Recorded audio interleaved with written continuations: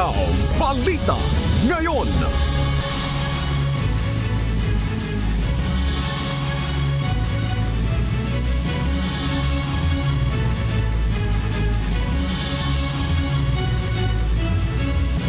Magandang umaga, Luzon, Visayas, Mindanao at buong mundo. Ang oras natin sa buong kapuluan, alas 5:01 ng umaga, Philippine Standard Time. Ako po si Annie Rentoy. Magandang umaga sa iyo, amigo Sherwin. Magandang umaga, Ani. Ngayon ay araw ng Martes, ika-8 sa buwan ng Abril, taong 2025. Tayo po'y sabayang napapakinggan sa Radyo Libertad 1350, ang UNTV Radio. Ako po inyong amigo, Sherwin Kulubong. Okay, amigo Sherwin, simulan na agad natin ang balitaan at narito ang malalaki at makabuluhang balita ngayong araw. Hataw Balita ngayon. Kinumpirma ni Palace Press Officer Yusek Claire Castro na nagbigay na ng listahan ang Office of the Executive Secretary ng mga miyembro ng gabinete na posibleng padaluhin sa pagdinig ng Senado. Ang pagdinig ay kaugnay ng pag-aresto kay dating Pangulong Rodrigo Duterte. Kabilang sa nasa listahan sina Justice Secretary Crispin Remulla, Prosecutor General Richard Anthony Padulyon, Chief of Staff Counsel Dennis Arvin Chan, Foreign Affairs Secretary Enrique Manalo, Philippine Center on Transnational Crime Executive Director Anthony Alcantara. Kasama rin sina Philippine National Police Chief General Romel Francisco Marbil, PNP CIDG Chief Major General Nicolas Torre III, Department of Migrant Workers Secretary Hans Leo Kakdak, Special Envoy Marcos Lacanilao at iba pa. Ayon kay Yusek Castro, ang desisyon na ito ng tanggapan ni ES ay bilang pagrespeto kay Senate President Francis Chis Escudero. Gayunpaman, sinabi ni Castro na wala pa ring impormasyon ang Presidential Communications Office kung may nakarating bang imbitasyon ang OES mula naman sa Senado kaugnay ng pagdinig. Sa ngayon po ay according po sa office po ni ES, as we speak, hindi pa po ako nabibigyan ng anumang detail kung nakatanggap na po sila ng invitation. Pero so dapat sa invitation nakalagay po sana kung sino yung mga tao na iimbitahan. Pero nagbigay na po ng listahan ang Office of the Executive Secretary yung maaaring dumalo po sa nasabing hearing. Hataw Balita ngayon. Walang nakikitang dahilan ng Malacanang upang magsumbong pa sa Estados Unidos si Senator Ronald Bato de la Rosa. Kaugnay ito ng eroplanong ginamit para dalhin si dating Pangulong Rodrigo Duterte sa The Hague, the Netherlands. Sa kanyang pahayag, sinabi ni de la Rosa na malinaw sa executive order ni US President Donald Trump na maaaring parusahan ng sinumang non-American person o organisasyon na direktang nakikipag-ugnayan sa International Criminal Court para i-detain ang isang protected persona. Subalit tugon ni Palace Press Officer Undersecretary Claire Castro, nakasaad rin sa nasabing EO ang pagrespeto ng US sa prerogative at sovereign power ng isang bansa. Kung ang bansa po natin at ang pamahalaan natin ay nagkaroon ng pagdedesisyon ayon sa ating RA 9851 at sa pakikipag-cooperate sa Interpol, yun naman po ay hindi naman po hahadlangan ng US at irerespeto po nila yung sovereign prerogatives ng bansa. So, wala po ako nakikita na maaaring maging dahilan ni Senator Bato para siya itumakbo sa US para humingi ng tulong para ma-freeze yung asset ng may-ari ng aircraft. Hataw Balita ngayon. Nais ni House Deputy Minority Leader PH Party List Representative Bernadette Herrera na siyasatin ng Kamara kung paano ipinatutupad ng mga kinauukulang ahensya ng pamahalaan ang Republic Act No. 11313 o ang Safe Spaces Act o Bawal Bastos Law. Ito ay matapos sa ilang sexiest remarks ng mga kasalukuyang kandidato para sa 2025 midterm elections. Sa House Resolution number 2260 na inihain ng kongresista, sinabi nitong isang gender-based harassment at diskriminasyon ang mga pahayag laban sa solo mothers at kababaihan sa nursing profession. Paglabag din niya ito sa Safe Spaces Act. Payo naman ni House Deputy Majority Leader Congressman Paulo Ortega, dapat maging maingat ang mga kandidato sa bibitawang mensahe sa publiko. Mas maganda po yung nagbibigay tayo ng positive na mensahe. So, siguro kailangan mas aware tayo, saka sensitive tayo. Hataw Balita ngayon. Mariing kinundena ni Pangulong Ferdinand Marcos Jr. ang paglaganap ng smuggled vape products sa bansa. Nitong Lunes, pinangunahan ng Pangulo ang pagsira sa halos 3 milyong piraso ng illegal na vape na nagkakahalaga ng mahigit 3.26 billion pesos sa compound ng Bureau of Customs. Dito ay pinahayag ng Pangulo ang pagkabahala kaugnay ng packaging ng mga vape product na ang kulay ay tila target ang mga kabataan. Kaya naman binigyang diin ng Pangulo na ang pagpupuslit ng mga ganitong produkto ay hindi lamang issue ng buwis, kundi seryosong banta sa kalusugan, lalo na ng mga kabataan. Lalong-lalo na nakakabahala dahil kung titignan natin yung packaging talagang para sa bata. Kaya ang target market nila bata. Hataw Balita ngayon. Sisimula ng Senado ngayong araw ang investigasyon sa dumaraming insidente ng bullying sa mga paaralan. Isa sa sisiyasatin ng Senate Committee on Basic Education ay kung naipatutupad sa mga eskwelahan ang mga polisiya laban sa bullying, gaya ng pagtatalaga ng guidance counselor na maaaring puntahan ng mga bata kung sila ay may problema.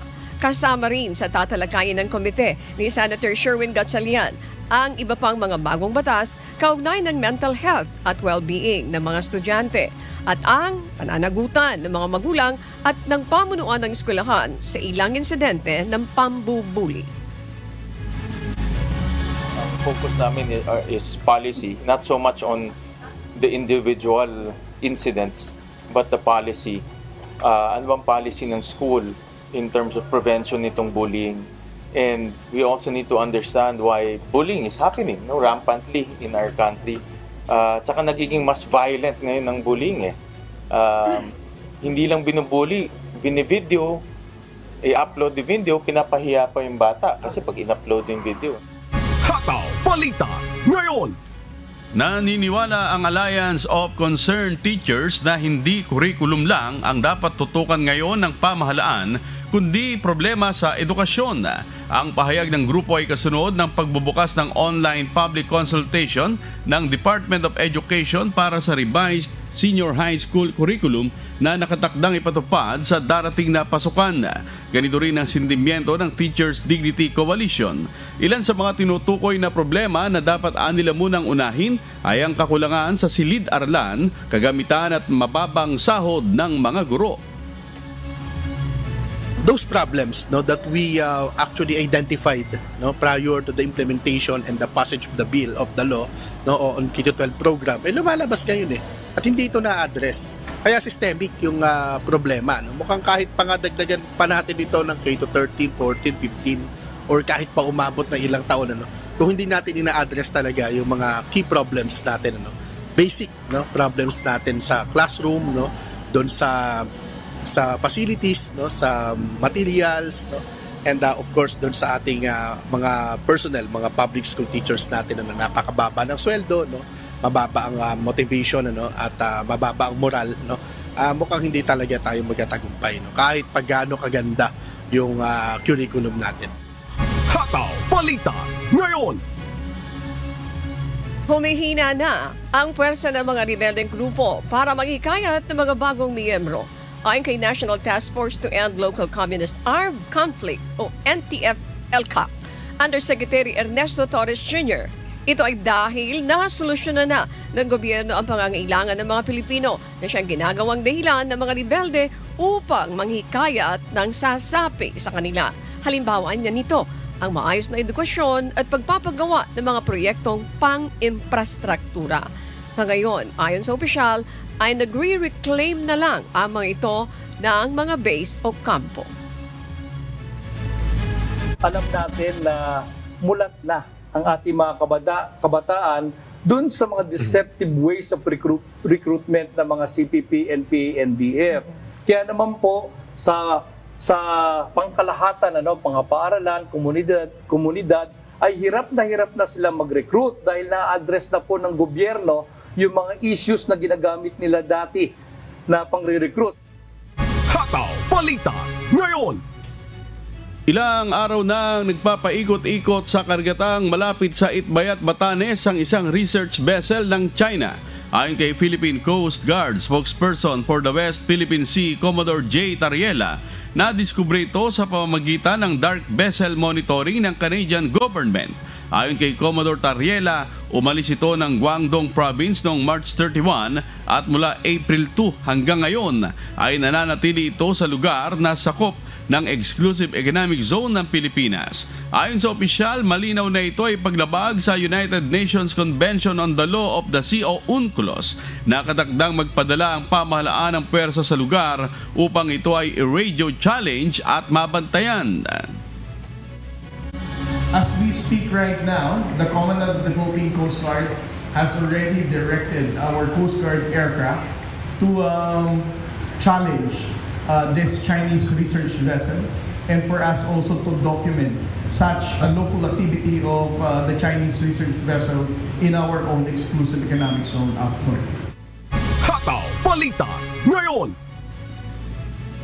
Muling nagpapaalala ang Bureau of Internal Revenue sa lahat ng taxpayer na mag-file ng kanilang income tax return.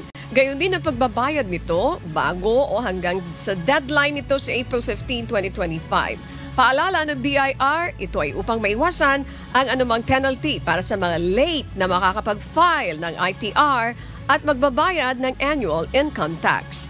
Git ng BIR, hindi na sila magbibigay ng anumang extension pagkatapos ng April 15 deadline. Hataw Balita ngayon. Papayagan na muling makabiyahe ang mga jeepney driver na hindi nakapag-consolidate ng kanilang ruta. Ito ang tiniyak ni Transportation Secretary Vince Dizon sa mga tsuper at operator na nagprotesta sa harap ng tanggapan ng DOTR kahapon. Ayon kay Secretary Dizon, nagbigay na siya ng direktiba para dito. Ngunit humingi siya ng sapat na panahon upang makabuo ng mekanismo para gawin itong legal. Hataw Balita ngayon. Abiso sa mga commuters, suspendido ang operasyon ng MRT3, LRT1 at LRT2 sa darating na April 17 hanggang April 20 para mabigyan daan ay isasagawang annual maintenance sa buong linya ng mga tren. Habang mananatili naman ang regular na biyahe ng mga tren hanggang Miyerkules, April 16. Muling manunumbalik ang normal na operasyon sa 3 linya ng tren pagsapit ng April 21, araw ng Lunes. Hataw Balita ngayon. Samantala, nag-abiso rin ng Department of Foreign Affairs na sarado ang kanilang tanggapan sa Asiana, Pasay City sa araw ng bukas, April 9 bilang komemorasyon sa Araw ng Kagitingan. Bukod sa DFA office, pansamantala ring sarado bukas sa mga consular office, maging ang temporary office site passport services. Tiniyak naman ng DFA na i-accommodate ang lahat ng mga aplikanteng apektado ng pansamantalang tigil operasyon sa loob ng susunod na 30 araw mula sa kanilang orihinal na appointment day. Hataw Balita ngayon. Pag-i-enjoy na ang mga guro dahil sa mahaba-habang bakasyon ngayong summer break matapos aprobahan ng Department of Education ng 30 days uninterrupted and flexible vacation ng mga ito.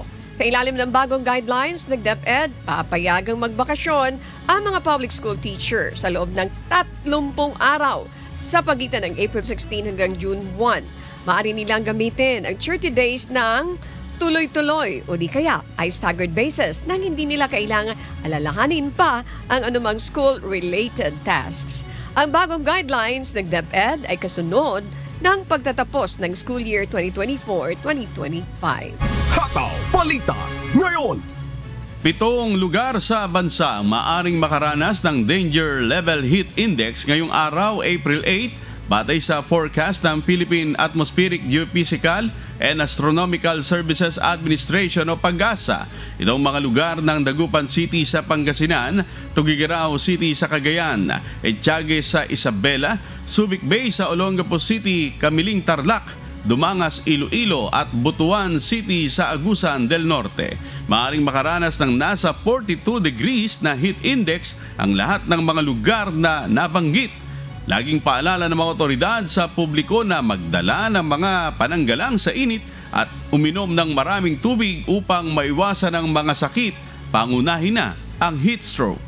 Hataw Balita ngayon. Maglalagay ng Kadiwa Stores ang pamahalaan sa mga pabahay projects ng National Housing Authority ayon kay NSA General Manager Joe Bentay.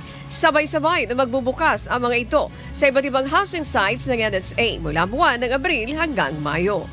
Ilan sa mga lugar na paglalagyan ay ang Central Luzon at Region 4, partikular na sa San Jose del Monte, Bulacan, Laguna, Naik at Bacoor sa Cavite at sa mga munisipalidad sa lalawigan ng Rizal. Sa mga Kadiwa Store, makakabili ang publiko ng 33 pesos kada kilo ng bigas.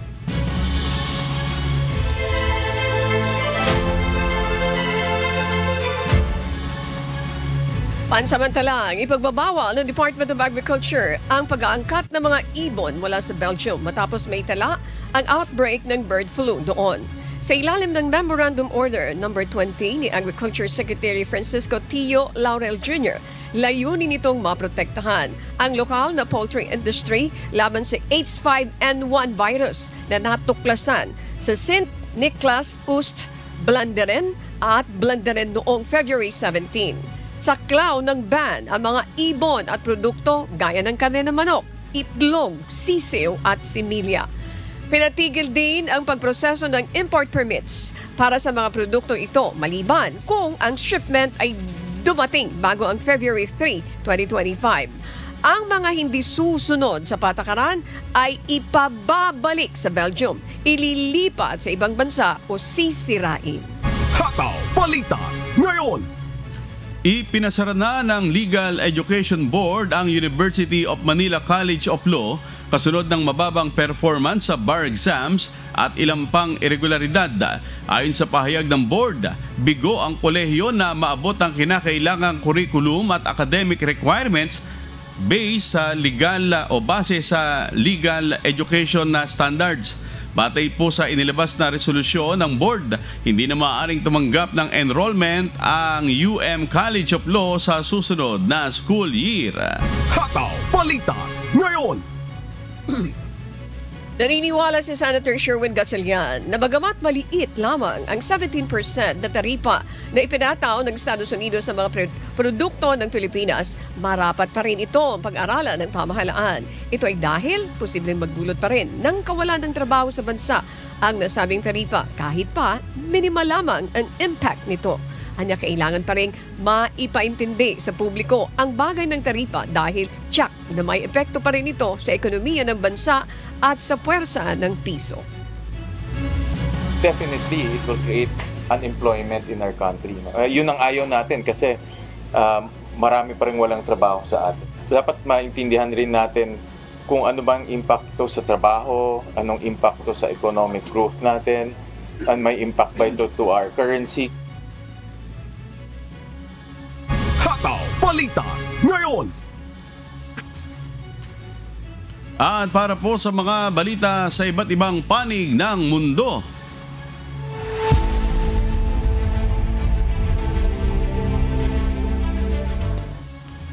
Kinakailangan nang magbayad ang iba't ibang foreign government ng malaking halaga para maalis ang mga taripa ayon kay US President Donald Trump. Dahil dito ay magdudulot ito ng pagbabago ng US Gross Domestic Product at pagtaas ng unemployment rate. Ito ang umahataw na balita ni Erica Luzong. Hataw Balita ngayon. Walang usapan maliban kung magbabayad sila ng malaking halaga taon-taon. Ito ang pahayag ni US President Donald Trump sa mga foreign government kaugnay ng pagtanggal ng mga taripa na itinuturing niyang isang uri ng gamot. Ayon kay Trump, minsan ay kailangan mong uminom ng gamot para ayusin ang isang bagay. Nagdulot ang pahayag ni Trump ng karagdagang pagkalugi sa mga pandaigdigang pamilihan sa pananalapi. Sa pagbubukas ng trading nitong Lunes, matinding pagbagsak ang nakita sa mga Asian stocks habang ang US stock market futures ay malala rin ang ibinagsak. Nag-aalala ang mga mamumuhunan na ang mga taripa ni Trump ay maaaring humantong sa mas mataas na presyo, paghina ng demand at posibleng global recession. Ayon kay Trump, nakipag-usap siya sa mga leader mula sa Europa at Asia na umaasang makumbinsi siya na ibaba ang mga taripa na maaaring umabot ng hanggang 50%. Tinatayang magdudulot ng pagbaba ng 0.3% sa US Gross Domestic Product ang mga taripa ni Trump, habang ang unemployment rate ay maaaring tumaas sa 5.3%. Samantala, binalaan naman ni Billionaire Fund Manager Bill Ackman na ang pagkawala ng tiwala ng mga business leaders kay Trump ay maaaring magdala sa economic nuclear winter kung hindi siya tatawag ng timeout. Erica Luzong, humahataw sa balita ngayon. Hataw Balita Ngayon. Ipinahayag ni US Envoy Morgan Ortagus na dapat matanggalan agad ng armas ang Hezbollah at iba pang armadong grupo. Inaasahan na ang mga tropa ng Lebanon at Lebanese Armed Forces ang magsasagawa nito. Mula sa Edmonton, Canada, may humahataw na balita si Charles Corpus live. Hataw Balita Ngayon. Charles, magandang umaga sa iyo. Bakit nasabi ng envoy na si Envoy Ortagus ang bagay na ito? Ms. Ani, nakapagpulong si US Envoy Morgan Ortagus kina Lebanese President Joseph Aoun, Prime Minister Nawaf Salam, Speaker of Parliament Nabi Berri at iba pang opisyalis at politiko sa 3 araw nitong pagbisita sa Beirut. Ang pagbisita ni Ortagus ay kasunod ng ilang linggong mas matinding bakbakan sa pagitan ng Israel at Lebanon dahil sa mga miyembro ng Hezbollah at mga imbakan ng armas. Nagkaroon ng 2 strike sa timog na bahagi ng Beirut at isang rocket fire mula Lebanon patungong Israel. Itinanggi naman ng Hezbollah na sila ang nasa likod ng pag-atake. Ang panibagong pagpapalit-putukan ay nakakaapekto sa ceasefire sa pagitan ng Israel at Hezbollah. Ayon kay Ortagus, malinaw na dapat mawala ng armas ang Hezbollah. Patuloy din umano nila hihimukin ang pamahalaan na tanggalin ang armas ng Hezbollah at lahat ng militia groups sa lalong madaling panahon. Nasasaad sa kasunduan ng tigil-putukan na kailangan tanggalan ng tropa ng Lebanon ng mga posisyon sa militar ang armadong grupo at kumpiskahin ang mga di-otorisadong armas simula sa timog ng Lebanon. Sinira na ang daan-daang armas sa timog na bahagi ng bansa simula noong Nobyembre, subalit sinabi ng Hezbollah na ang ceasefire ay aplikable lang sa parteng iyon ng bansa at hindi sa kabuuan nito. Ayon sa Hezbollah, ang pagpapuktok ng Israel at pananatili sa mga posisyon sa Lebanon ay paglabag din sa napagkasunduan. Ayon sa kanila napagkasunduan. Balik sa'yo, Ani. Okay, Charles, may pahayag din ba ang ilang militia groups sa pagtatanggal ng kanilang mga armas? Yes, Ani, ayon nga sa 10 senior commanders at mga Iraqi officials, ilan sa mga militia groups ng Iran na nasa Iraq ay handa nang magtanggal ng kanilang armas sa unang pagkakataon upang maiwasan na nga ang pagtaas pa ng conflict laban sa US Trump administration. Balik siya, Ani. Okay, Charles. Maraming salamat, Charles Corpus, mula po dyan sa Edmonton, Canada. Makakapanayam natin ngayong umaga si Director John Rex Laudianco, ang tagapagsalita po ng Commission on Elections, upang pag-usapan natin bahagya ang ilang issue kaugnay sa nalalapit na 2025 midterm elections. Magandang umaga po sa inyo, Director Laudianco. Magandang umaga po, Ma'am Annie at Sir Amigo, sa lahat po na taga-subaybay. Good morning. Thank you so much for finding time with us. Una po, sa itatanong ko po sa inyo, Director. Sa issue po ng pagpapaliwanag sa 2 gubernatorial candidates tungkol doon sa inaakusahan nito po ng diskriminasyon, pwede po ba namin malaman kung anong take nyo doon? Ano yung magiging proseso sa investigasyon? Kung talagang iimbestigahan ito, ano yung posibleng parusa kung mapapatunayan mayroon pong paglabag? Thank you so much, Director. Talagang iimbestigahan po ito at batay na nga po sa nabanggit ninyo, sila po ay napadala na pareho ng show cause orders. Nakalagay po doon na sila'y dapat magpaliwanag sa loob ng 3 araw kung bakit hindi sila dapat sampahan ng kaso sa paglabag ng naturang resolusyon na 11-116. Pagkatapos po nito, kung lilipas po yung 3 araw, titignan po yung kung kanilang tugon. Kung ito po ay satisfactory, ito na po ang magiging katapusan ng kanilang investigasyon at dito po ay gagawa ng resolution, yung recommendation, yung task force safe. Kung sakali naman pong hindi satisfactory yung kanilang tugon, ang resolution po ng task force safe ay magrekomenda ng filing ng kaso dito po sa kanila. Una, yung kaso po na election offense na sa paglabag ng resolution 11-116 at petition for disqualification na rin po dahil na rin po sa naturang paglabag. Ang mangyayari po nito, yung petition for disqualification ay lalagak sa COMELEC Clerk of the Commission at diringgin po ng COMELEC at pangako po ni Chairman Garcia sa lalong madaling panahon bago maghalalan ay re-resolve ito. Yun naman pong ating complaint for election offense, ito ilalagak sa COMELEC Law Department kung saan ang siyang departamento ay magsasagawa ng isang preliminary investigation. Kung sakali man po na makakita ng probable cause, ang kaso o ang criminal information ay ilalagak at ipafile sa Regional Trial Court kung saan ito po ay diringgin. Okay, so hindi pala ito biro, Director. Mayroon palang disqualification ito kung sakasakali. Director John, mayroon po akong kasama na nasa radio booth ng aking amigo, partner natin si amigo Sherwin. Magandang umaga para sa tanong niyo po kay Director John. Go ahead please. Thank you. Oh, yes, Director, follow-up lang po. Meron ho bang naging pahayag na ang yung mga akusadong kandidato hinggil sa issue? Wala pa pong natatanggap ang COMELEC patungkol dun sa dalawang kandidato na yan. Titignan po natin. Dahil meron pong due process, bibigyan natin sila ng 3 araw mula sa pagkakatanggap ng naturang show cause orders. Ayun, sige. Back to you, Annie. Maraming salamat, amigo Sherwin. O sige, Director, sa tatalakaying resolusyon ng COMELEC, siguro mabigyan nyo lang po kami ng counting idea. Pag ganito, ano po yung mga binabanggit dito, even doon sa mga caucus, mga pagkampanya, sa mga sorties, ano po yung pwedeng tandaan ng ating mga kababayan, especially mga kandidato po? Simple lamang po ito, Ma'am Annie. May mga umiiral na batas. Hindi po nagpapatupad ng bagong batas ang Resolution 11-116. Kung hindi pinapatupad po yung mga umiiral ng batas tulad ng Magna Carta for Women, Safe Spaces Act, Philippine HIV and AIDS Act, yung pong Indigenous Peoples' Rights Act, yung Anti-Violation of the Women and Children Act. Yan po yung mga bagay na nandun na, batas na po natin yan. Ang simple lamang po ang pinapatupad na hindi dapat ma-weaponize ang mga pagsasalita, mga kataga at iba pang mga ginagamit na mga terminologies dito sa pangangampanya na magiging discrimination, magiging bullying, magiging harassment sa mga kababaihan at iba pang mga vulnerable sectors natin. So dapat po ang ating mga kababayang kandidato, isipin nila sa kanilang mga ginagawang pananalita, dapat po hindi lumalabag sa batas. Dapat po ito ay puno ng paggalang at respeto sa kapwa-tao dahil may mga karapatan, meron po tayong mga batas na umiiral.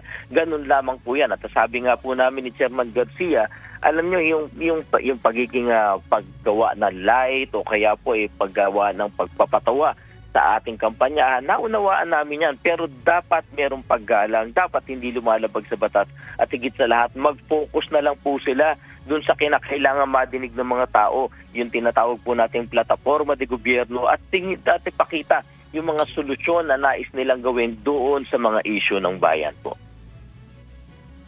Okay. Once again, Director, ma-emphasize muli natin ito dun sa ating mga kababayan na nakikinig at nanonood. Baka nalampasan nyo ito. Ganon din yung mga kandidato. Ano mga aktibidad muli ang saklaw ng resolusyon? Kampanya, caucus at sortie? Bakit kailangan dinawin o higpitan ang mga patakarang ito po? Tama po kayo. Sa lahat po ng uri ng pangangampanya, whether po yan ay bahay-bahay, whether po yan ay caucus, yung pagpupulong, sortie, yung campaign rallies, lahat po ng uri ng pangangampanya saklaw po ng resolusyon na ito. Pinagtitibay ng Resolution 11116 na dapat po ang pangangampanya sa lahat ng naturang nabanggit na uri ay dapat may paggalang, may pagsunod sa batas. Meron pong karampatang pagtututok doon sa mga pangangailangan ng ating mga kababayan, lalong-lalo na po yung hindi dapat tayo nagbubuli, nang didiscriminate, nangaharas, hindi dapat na weaponize po ang mga pananalita para po maging pamamaraan para sikilin yung karapatan ng iba nating sektor. So ito po ang pahayag ng COMELEC, ito po ang trust ng Resolution 11116. Okay. May mga naitalang kaso na po ba ng pang-abuso sa campaign activities na naging dahilan ng resolusyong ito, Director John Rex? Tama po kayo. Kung matatandaan po ninyo, nung barangay elections, meron pong isang kandidato ang naglabas ng isang jingle na medyo bastos po talaga. Talagang merong sexual innuendo. At dahil po dito, sinulatan po at pinatawag siya ng COMELEC para i-take down ito. At dahil sa pangako ni Chairman Garcia na hindi napapayag ang COMELEC na maulit ito, lumabas para sa 2025 elections ang Resolution 11116. At ito nga po ay nagpapatupad ng iba't ibang batas na paggalang sa kababaihan, Safe Spaces Act at iba pa. Okay. Sa inyong observation po, paano nakakaapekto sa mga kandidato at maging doon sa kanilang mga kampanya ang ganitong uri ng ginagawa nila ng mga kandidato natin na walang pakundangan sa paggamit ng mga ganitong pananalita? Ito lamang po ay nagpapakita ng either kawalan po ng kanilang kaalaman o ignoransya sa mga umiiral na batas, o kaya po kung alaman nila, talagang nananadya po silang labagin ang mga batas po na ito na hindi nagpapakita ng kagandahan po ng kanilang mga ginagawa. Dahil sabi nga po natin, bilang tumatakbo na ang layunin ay maging tagapag-akda ng batas o kaya ay tagapagpatupad ng batas, hindi maganda na sila mismo ay hindi nakakaalam sa batas o kaya po siyang tahasang lumalabag sa mga umiiral ng batas. Okay.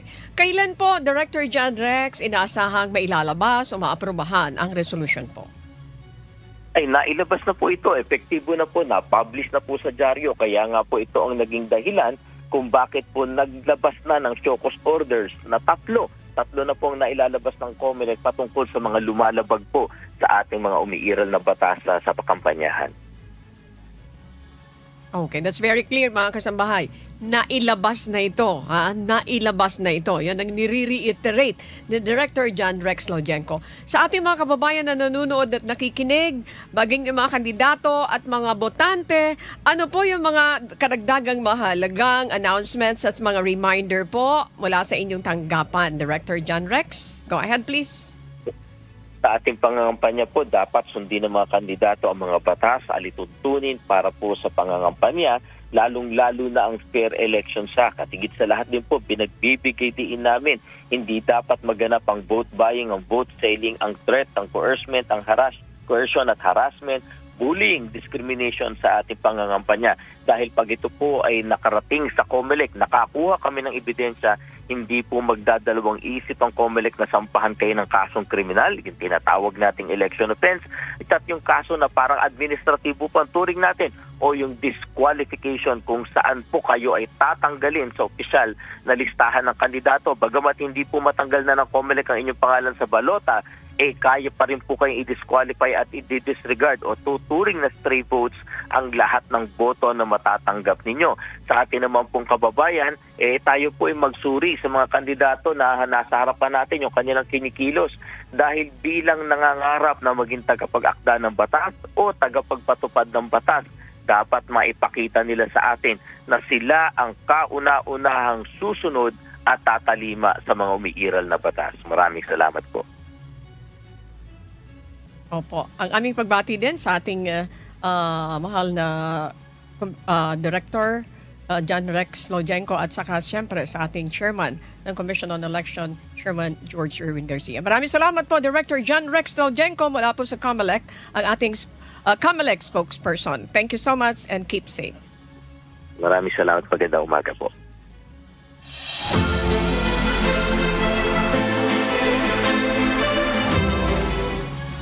Magsisimula ng makatanggap ng mas mataas na sahod ng minimum wage earners sa mga pribadong sektor sa Bicol Region matapos ipalabas ang Wage Order Number RBB22 na nagpapahintulot sa 40 pesos na dagdag sahod kada araw. Si Ryan Salatandol humahataw. Hataw Balita ngayon. Epektibo na ang aumento sa sahod para sa mga minimum wage earners sa mga pribadong sektor sa Bicol Region. Ayon sa Department of Labor and Employment o DOLE Bicol, ito ay matapos ipalabas ng Regional Tripartite Wage and Productivity Board o RTWPB Bicol ang Wage Order Number RBV-22 na nagpapahintulot ng 40 pesos dagdag na sahod kada araw. Mula sa dating minimum wage na 395 pesos, magiging 435 pesos na ang bagong minimum wage sa taong ito. Nilinaw ng DOLE Bicol na ipatutupad ang dagdag sahod sa dalawang tranche. Ang unang 20 pesos ay epektibo na ngayong April 5, habang ang natitirang 20 pesos ay ipatutupad sa darating na Desyembre 1. Nagpaalala rin ang DOLE sa mga employer na dapat sundin ang bagong wage order. Ayon sa ahensya, maaaring magsampa ng reklamo ang mga empleyadong makakaranas ng hindi pagsunod sa itinakdang aumento. Maaaring pagbayarin ng back wages at iba pang multa ang mga employer na lalabag. Ryan Salatandol, humahataw sa balita ngayon. Hataw Balita ngayon. Ipinanunukala ngayon ng Office of the Muslim Affairs and Indigenous Cultural Communities sa Cebu City na maisulong ang pag-awit ng lupang hinirang sa Cebuano dialect. Si Alan Manansala, humahataw. Hataw Balita ngayon. Nakatanggap ang Cebu City Council ng isang panukala na nagsusulong na awitin ang pambansang awit sa dialektong Cebuano bilang bahagi ng inisyatibo upang suportahan ang pagkakaiba-iba ng wika. Sa kanilang regular na sesyon, nagsumiti ang Office of the Muslim Affairs and Indigenous Cultural Committees ng isang position paper na nagsusulong sa panukalang ito. Ipinasa ang panukala sa Cultural and Historical Affairs Commission para sa mas malalim na usapan. Ayon kay Councilor Jocelyn Pisquera, majority floor leader sa probinsya, matagal nang ginagamit ang bersyon ng pambansang awit sa Cebuano bago pa man siya maupo sa pwesto noong 1998. Aniya, noong 2019 lamang muling ibinalik ng lungsod ang paggamit ng bersyong Tagalog. Alan Manansala, humahataw sa balita ngayon. Hataw Balita ngayon. Handa sa nalalapit na long weekend sa summer capital ng bansa, magpapakalat ang Baguio City Police Office ng 323 pulis para sa seguridad ng mga residente at mga turista na bibisita sa lungsod. Maglalagay din ng bakasyon lane ng BCPO para maibsa ng inaasahang pagsisikip ng daloy ng trapiko. Si Grace Doctolero, humahataw. Hataw Balita ngayon. Ngayong mainit na ang panahon, marami sa ating kababayan ang sinasamantala ang pagkakataon na makapagbakasyon sa mas malamig na lugar. Tulad na lamang ng pamilya ni Daniela na nagbakasyon sa Seat of Pines. Maliban sa magagandang tanawin sa lungsod ay mas malamig ang klima rito kumpara sa lugar nila sa Pampanga. Ayon kay Daniela, summer sa Baguio City talaga ang una sa kanilang bucket list na pinapasyalan. Kasi po, yun nga po, malamig, tsaka bago po yung makikita nyo sa paligid, ganun po. Pabalik-balik po kasi maganda naman po talagang Baguio, hindi naman po makakaila yun. Maging ang pamilya ni Joanne, maaga silang namasyal ng Baguio upang hindi masabay sa dagsa ng mga turista ngayong darating na long weekend. Naisip lang namin kasi sobrang init sa ngayon, so gusto namin magpasyan. Sige. Ayun, nag-ikot-ikot kami sa mga sa mga tourist spot dito. Okay naman lahat. Sa tala ng Baguio City Tourism Office, aabot sa 130,000 hanggang 150,000 ang inaasang bibisita sa summer capital ng bansa o ang Seat of Pines para samantalahin ang bakasyon sa long weekend ngayong Abril. Ayon kay Engineer Alec Mapalo, ang Tourism Officer ng Baguio City, noong nakarang taon ay nakapagtala sila ng 130,000 na foreign at local tourists na umakyat ng Baguio at inaasang mas marami ang bibisita ngayong taon sa darating na long weekend. Asahan na rin ang pahirapan na paghanap ng matutuluyan na hotel at transient homes kung kaya't pinaalala nito na planuhing mabuti ang pag-akyat ng Baguio upang maging masaya at memorable ang kanilang pagbisita sa lugar. We are expecting that this year could be a little higher than last year. Sabi ko nga, peak season, lagi ang April dahil sa holiday. So last year, yung ating Holy Week for that weekend alone, including yung kasi ma-expect na natin yan, Wednesday pa lang magdadagsa. Nagpaalala naman si Engineer Mapalo sa mga bibisita sa pamosong Burnham Park na maaari lamang maglagay ng tent sa araw pero hindi pwedeng mag-overnight sa parke. Samantala, nakahanda na rin ang Baguio City Police Office sa pagdagsa ng mga turista sa lungsod. Ayon kay Police Colonel Ruel Tagel, ang Baguio City Director ng lungsod, nasa 323 na police personnel ang ipakakalat sa naturang lugar kabilang na ang mga parke, terminals at sa mga pangunahing kalsada. The usual, whenever people will go here in the city of Baguio, asahin din po natin yung mga taong masasamang loob. Naka-prepare na rin po tayo sa kanila. We're going to deploy mga anti-theft teams na po natin, those who are in uniform and those who are in plain clothes. Ang iba pang hakbang ng BCPO upang maibsan ang sitwasyon ng trapiko ay ang mga information desk o bakasyon lane sa mga pangunahing entry points sa lungsod.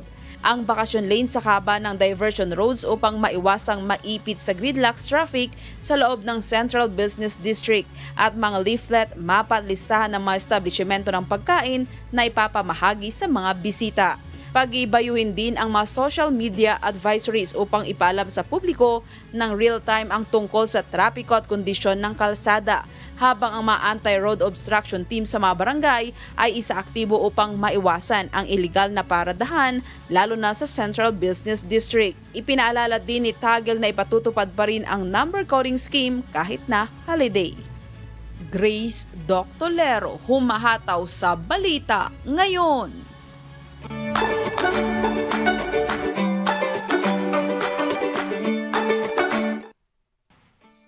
Ngayong mainit ang panahon, marami sa ating mga kasangbahay ang nagnanais magpapresko habang nag-e-enjoy kasama ang pamilya at mga kaibigan.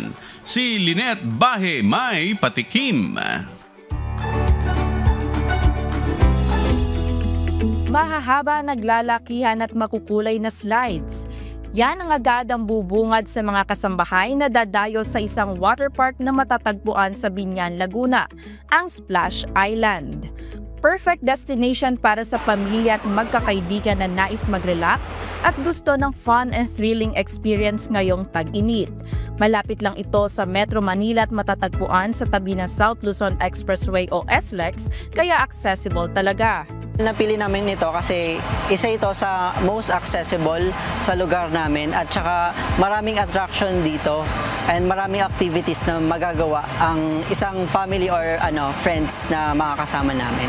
Sa halagang 999 pesos per head, may VIP pass ka na at pwedeng sulitin ng hanggang 14 na oras ang saya sa kanilang iba't ibang attraction at water activity.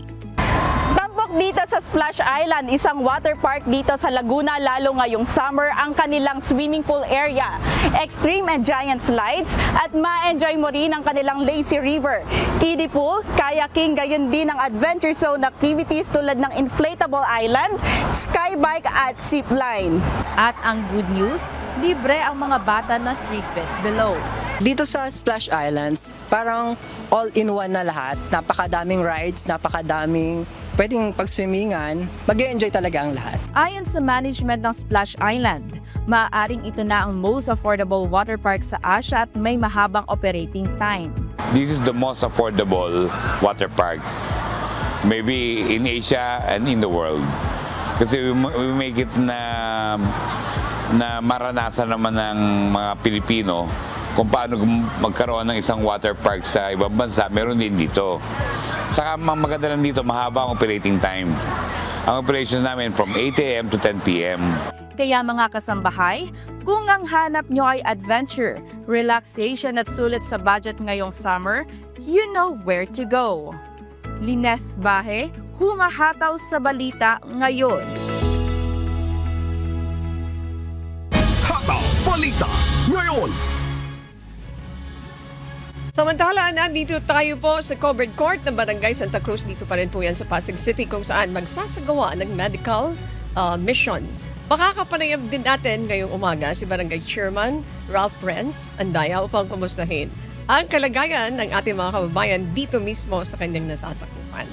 Magandang umaga po sa inyo, Cap Renz. Good morning, ma'am. Good morning po sa lahat na nakikinig at nanonood ng iyong programa. Maraming salamat po for finding time with us. Eto, parangkadang mga katanungan. Ano yung mga pangunahing serbisyong medikal ang kasalukuyan pong iniaalok ng Barangay Health Center nyo? Kabilang na rito, mayroon ba kayong mga libreng optical and dental services para sa inyong mga constituents, inyong mga residente? Actually, lahat naman meron sa aming health center. Pwera lang yung optical tsaka dental services kasi yan kinakandak na mismo sa mismong ospital or sa City Health Department mismo ng Pasig City.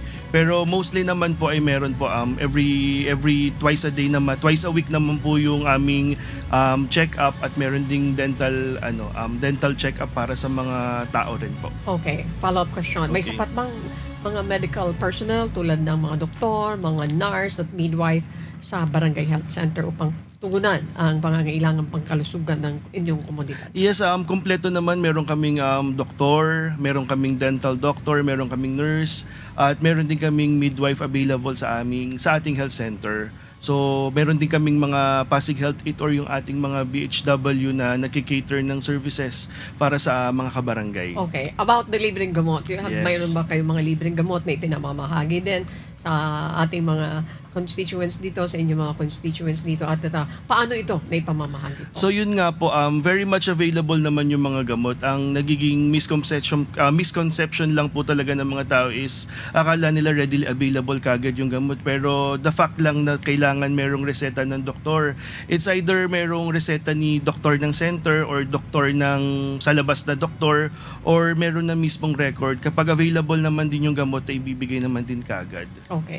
Mamaya dito po ang medical mission. Yes. And then, what can you say na nandito ginawa? Ang dami-dami nagre-request left and right. Yung mga nagre-request sa tanggapan po ni Kuya Daniel ng mga medical missions. But your area, dito sa lugar mo, ang isa sa mga maswerte na mapagkakalooban nitong medical missions po na ito. What can you say? And if I'm not mistaken, this is the first time also na nakasakay kayo dito sa Radio Mobile Booth. Isa sa mga inobasyon ng Kuya Daniel Rason. Would you like to say something? Yes, syempre napaka-appreciative ng barangay dahil dito kinandak yung medical mission ng UNTV. At syempre, nagulat din ako kapag available pala yung gantong lugar, pero yung sa medical mission po talaga nung i-offer pa lang din sa amin, sabi ko sige na, go na natin yan, kako. Napaka-swerte ng ating barangay dahil tayo yung napili, sabi kong ganun, kasi ang barangay po namin is community talaga siya so purely residential siya, so may mga pagkakataon talaga ang dami talagang nangangailangan, kahit available yung services ng city government, talagang meron po mga pagkakataon na mayroong mga tao na kailangan talagang bigyan ng serbisyo. So ayun na nga po, kami po ay nagpapasalamat sa UNTV Serbisyo Bayanihan dahil kami ay inyong napili. So sana makaulit kami. Maraming salamat po. And again, kami po ay nagpapasalamat sa Diyos na for the warm welcome. Yes po. Maraming salamat, Kap, sa ngalan ni Kuya Daniel Rason at ng MCGI. Maraming salamat sa Diyos po. Thank you po. Okay. Salamat po. Barangay Captain Ralph Renz, mula dito sa Barangay Santa Cruz, Pasig City. Maraming salamat. Magandang umaga po. Mga kasambahay, kung may mga storya po kayong nais balikan sa Hataw Balita ngayon, pwede niyo po itong muling mapanood sa aming official social media account. Magtungo lamang po sa UNTV News and Rescue YouTube channel at i-click ang subscribe button. Gayon din po sa aming Facebook at TikTok accounts. Mapapanood nyo rin po ito. Siyempre, yung mga iba pang mga news programs, dito po yan. News programs ng UNTV, pati na po ang iba pang video na nag-isang public service channel. Kaya tara na, subscribe, like, and share. At sa aming ibabahaging mga salita ng Diyos na ating sandigan, mula sa Kawikaan, Kapitulo 28, Talatang 20. Ang tapat na tao ay mananagana sa pagpapala, ngunit siyang nagmamadali sa pagyaman ay walang pagsalang parurusahan.